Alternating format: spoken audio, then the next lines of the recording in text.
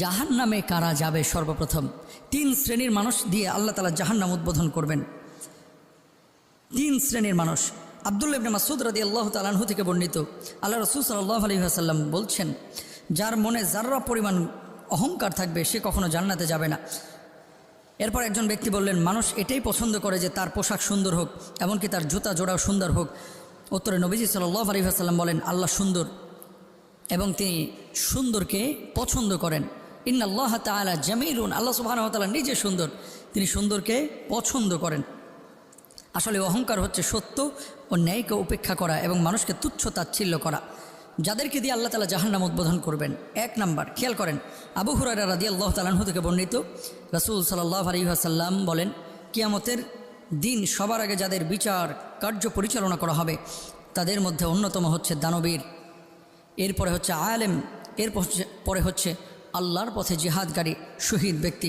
আল্লাহ তাআলা প্রথমে শহীদকে নিয়ামতগুলো দেখিয়ে প্রশ্ন করবেন, এসব নিয়ামতের পরিপ্রেক্ষিতে তুমি কি করেছো? সে উত্তরে বলবে, আমি আপনার পথে লড়াই করে শহীদ হয়েছি। তখন আল্লাহ বলবেন, তুমি মিথ্যা বলছো, মানুষ তোমাকে শহীদ বলবে, লোকে যাতে তোমাকে বীর বাহাদুর বলে, তুমি সেটি দুনিয়ায় পেয়ে গেছো, সে কারণে এখানে তোমার কোনো প্রাপ্য নেই। তখন তাকে জাহান্নামে নিক্ষেপ করা হবে। এরপর একজন দানবীরকে উপস্থিত করা হবে, তাকে দেওয়া সম্পদ দেখিয়ে আল্লাহ তাআলা বলবেন, এইসব নিয়ামতের পরিপ্রেক্ষিতে তুমি কি করেছো? সে উত্তরে বলবে, আমি আপনার সন্তুষ্টির উদ্দেশ্যে এই সম্পদগুলো আপনার পথে ব্যয় করেছি। তখন আল্লাহ তাআলা বলবেন, তুমি মিথ্যা বলছো, তুমি দান করেছো যাতে লোকে তোমাকে দানবীর বলে, তুমি সেটা দুনিয়ায় পেয়ে গেছো, সে কারণে এখানে তোমার কোনো প্রাপ্য নেই। তাকেও জাহান্নামে নিক্ষেপ করা হবে। একজন আলেমকে আল্লাহ তাআলার সামনে নিয়ে আসা হবে।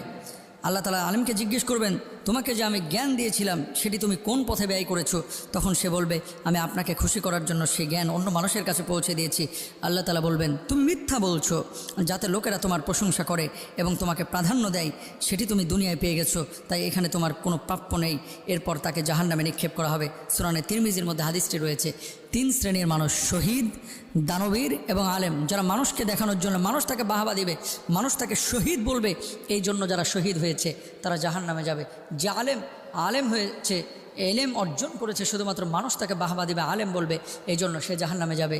এবং দানবীর, যে মানুষের সামনে দান করেছে, নিজেকে দানবীর হিসেবে প্রকাশ করেছে লোক দেখানোর জন্য, সেও জাহান্নামে যাবে।